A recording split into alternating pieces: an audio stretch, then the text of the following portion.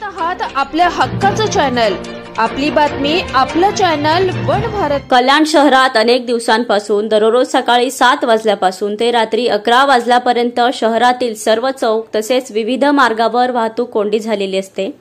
तरी वाहतूक विभागाकडून कोणत्याही प्रकारची कार्यवाही करत असल्याचे जाणवत नाही। वाहतूक विभागाच्या दुर्लक्षामुळे काही नागरिकांना आपले जीव देखील गमवावे लागले आहेत।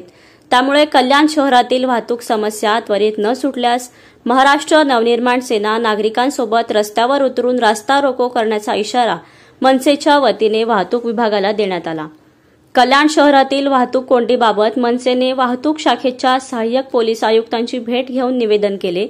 यावेळी मनसेचे माजी आमदार तथा प्रदेश सरचिटणीस प्रकाश भोईर, मनविसे शहर अध्यक्ष विनोद केने, उपशहर अध्यक्ष सचिन पोपलाईटकर, गणेश चौधरी, कैलास पनवेलकर, संदीप पंडित, गणेश लांडगे, कपिल पवार, रोहन पवार, दीपेश फुलावडे, संतोष अमृते, गणेश डोन्नर, संदीप घाटीगावकर, मॉन्टी सरदार आदी पदाधिकारी कार्यकर्ते उपस्थित होते। आपण बघितलं तर सकाळी 7 वाजल्यापासून कल्याण स्टेशनची परिस्थिती तर सदानंद चौकाची परिस्थिती हे क्रॉस करायला जवळजवळ 20-25 मिनिटं लागत आहेत आणि अक्षरशः संपूर्ण कल्याणच्या ट्रॅफिकचा बोजवारा उडला आहे। तर या संदर्भात काही सूचना करण्यासाठी आम्ही परवा दिवशी साहेबांना पत्र दिलं होतं, सावळे साहेबांना, आणि आज त्याच्यावर सगळे पॉईंट्स दिले होते कल्याण शहरातील आणि त्याच्यावर काहीतरी आपण उपाययोजना करावी लवकरात लवकर आणि जेणेकरून या कल्याणकरांची या ट्रॅफिकमध्ये सुटका करावी या संदर्भात सांगितलं होतं।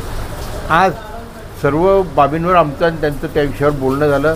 सदानंद चौकात कुठे नो एंट्री करावी, कुठे सिग्नल यंत्रणा, स्मार्ट सिटी हे गेल्या 5-7 वर्षापासून आम्ही ऐकतोय, पण एकही ठिकाणी अशी काही उपाययोजना झालेली दिसत नाही।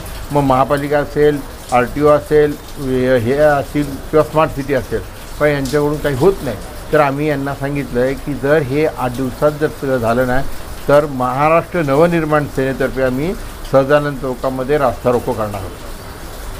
मनसेचे माजी आमदार आणि त्यांचे सर्व कार्यकर्ते या ठिकाणी आले होते। त्यांनी एक निवेदन मला दिलेलं आहे।